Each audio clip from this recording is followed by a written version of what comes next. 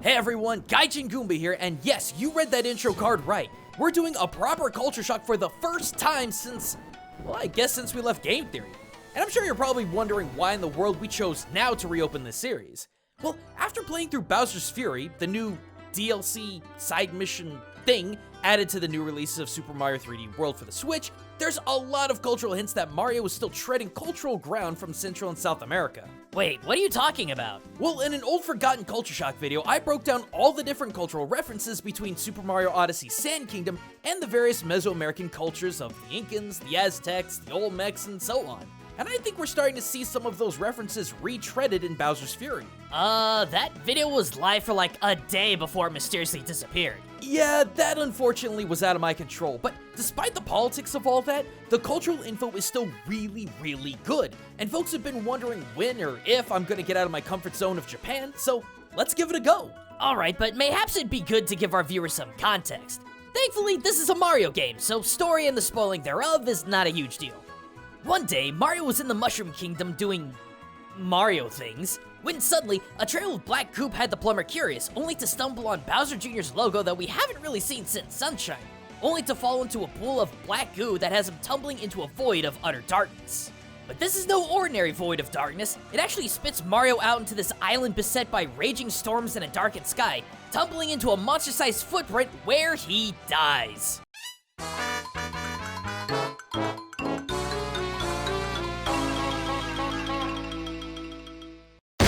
Nah, I'm just kidding. This is Nintendo after all.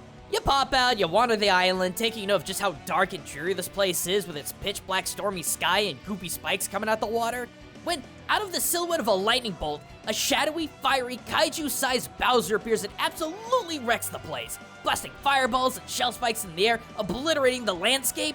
It's only after Bowser blasts a series of blocks with a concentrated death breath that would give Godzilla a run for his money, you find your way to a cat shine, a red and yellow hybrid symbol of an archaically designed feline and the burning sun. And after grabbing the shine, a nearby cat-themed lighthouse appears and beams a bright glow that sends Nightmare Bowser back into the black goo. Learning from Bowser Jr. that his papa has gone absolutely haywire, the two have to team up in order to find all the cat shines hidden throughout the archipelago, awaken the massive cat bells found on each island, and then use them for a final showdown between Super Saiyan Cat Mario and the most terrifying metal boss a Mario game has ever seen since Odyssey's Ruined Dragon. Yeah, I know the premise is a little wacky, but come on, this is a Mario game. You're not supposed to sweat the details. Or should you? Because if I've learned anything from the last 2 years of culturally analyzing modern Mario games, it's that now more than ever, Nintendo are taking aspects of all different world cultures and finding ways to integrate them into their mainstream Mario games. I talked at great lengths in that Lost Culture Shock video about just how bonkers Odyssey went with Central and South American cultural references in the Sand Kingdom. Calaveras, Olmecian heads, mummies, pyramids, even the freak Frost in the Sand Kingdom had real-world connections to locations south of the border. And Bowser's Fury, oddly enough, is continuing that trend, with the most curious hint that Bowser's Fury is taking after Mesoamerica being the cat shines themselves. See, back before this game came out and all we had were a few minutes of footage, this collectible caught not only my eye, but a fellow cultural enthusiast, Kaihatsu's eye as well, who I hope at this point is doing a cultural analysis video of their own, because they clearly pointed out the one thing that had me second guessing this shine design. The cat shines bore a distinctly similar design to one of the most important god of the Incans, Inti. Also known as Apu Punchal, Inti was the god of the sun, and like most deities of the ultimate life-giving ball of burning gas, was a big deal in Incan religion. He was usually presented with a human form but with a saucer-like face that radiated beams of light.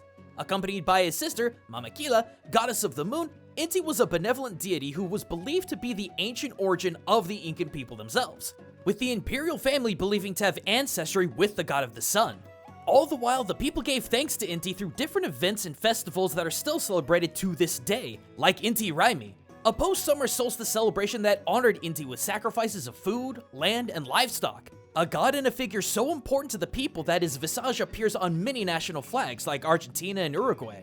And with the sun and light being such a big deal, you better believe that unnatural darkness worried the ancient Inca people to no end. Solar eclipses were seen as Inti expressing his anger, to which the Inca people would attempt various sacrifices to placate the sun, while lunar eclipses were interpreted as Inti's sister Mamakila being attacked by mountain lions. Thus, the people would shout, flex, and hawk weapons in the night sky to drive away Kila's attacker. If either of the two were displeased or worse, harmed, it would leave the entire world in darkness, which meant no sunlight, no heat, and no rain to grow their crops and sustain their society. Ah, so you mean much in the same way that whenever Black Rage Bowser over here shows up, the weather goes from a crisp, sunny day to an unnatural darkened nightmare of rain, fire, and death, with the only way to restore order to the archipelago being to reignite the lighthouses to drive him away. So, much in the same way against all natural odds, Mario had to restore light to the islands, the Incans did everything in their power to try and restore the gods of light. Oh, that's interesting. But then we have the other side of the coin, or shine, to consider. Cats. Everything is cats. Not just the collectible MacGuffins either, I mean everything is freaking cats. Mario's a cat, the plants are cats, the architecture is cat-themed, and every single enemy in this game has cat ears and a tail. Goombas, piranha plants, Koopa Troopas, spikes, conch doors, square tanks, snaking piranhas, snow pokies, bullies, boom boom, pom pom, boomerang brothers, magic Koopas, and even the local fauna have cat traits. And finally, we just got standard issue cats. Because at this point, why not? Everything else is a cat, so let's just round out the concept. At first I was thinking, well, this is just a hot take on Aoshima and the other cat islands that Japan has, right?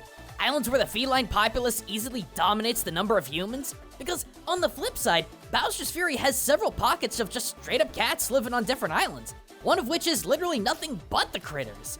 But based on the architecture of the archipelago and all these weird hieroglyphs that can be found all over the map, this certainly isn't Japanese, and definitely more Mesoamerican. Well, that's because to a very large degree, cats were seen as insanely divine creatures, but more specifically, jaguars. And this isn't just an Incan thing. Mayans, Aztecs, and Olmecs have special places within their culture for jaguars which can be seen prominently through their ancient art and architecture, somewhat similar to the architecture we see in-game.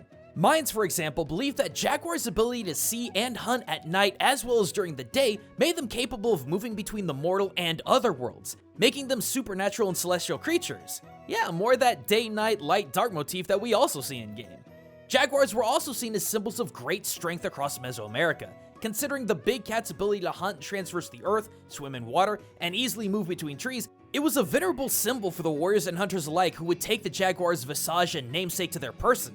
Then there's the case of jaguar dens, because when these were discovered in caves, it gave the cat a great sense of closeness to the earth, linking them to the critical resources that the earth produces. In fact, when it came to the Aztecs, they believed that the first sun that ever shined down on humanity was Tezcatlipoca, who, after being attacked by his brother and fell, did not die but turned into a jaguar instead. Yeah, more light, sun, and big cat motifs rolling up together, just like Mario in this game. Wait, slow down. Cause now we're hitting the one big factor that could link Bowser's Fury with Mesoamerica, the Gigabells. Throughout the major islands, there are massive statues of what look like stone cat bodies that act as the resting place for each Gigabell. And in front of them is a small pedestal that looks like it holds an offering of coins, which you can just immediately steal. Not gonna lie too, the architecture of this stone body really does give off the air of a Mesoamerican pyramid. And all around the different islands, you can actually see these same statues depicted in hieroglyphs. Once enough cat shines are obtained, the bells shed their corrupted goop and transform Mario into a Super Saiyan feline, allowing him to go toe-to-toe with Calamity Bowser in a one-on-one fight of titanic proportions. So how well does all that fit? Like an absolute glove. Check this out. Rooting around with some additional research, I came to find out that when it came to the Olmec back between 1200 and 400 BC, there was a lot of art of seemingly human jaguar hybrids, a kind of were-jaguar if I could borrow the vernacular. But unlike the lycanthropes that terrorized the night, narwhals, as they were called, were actually shape-shifting shaman that acted as in-betweens of the spirit world and the mortal world. So what, like a spiritual anamorph? I mean, I guess, but the role of the narwhal in society is so exceedingly complicated that there's just not much time for me to go into it. But to put it simply, they were humans who were born with various traits of animals, with the jaguar being the most powerful. Not so unlike Mario, who adapts more than just a few feline traits and abilities after obtaining the various bell power-ups. But there's more to Giga Cat Mario than just feline traits. His fur not only takes on a more sunburst appearance, but it actually has a bright glow to it as shimmers of sparkles cascade around. And if you look closely, it almost looks like licks of flame sprouting from the mane. Is that not a similar motif to Inti, God of the Sun?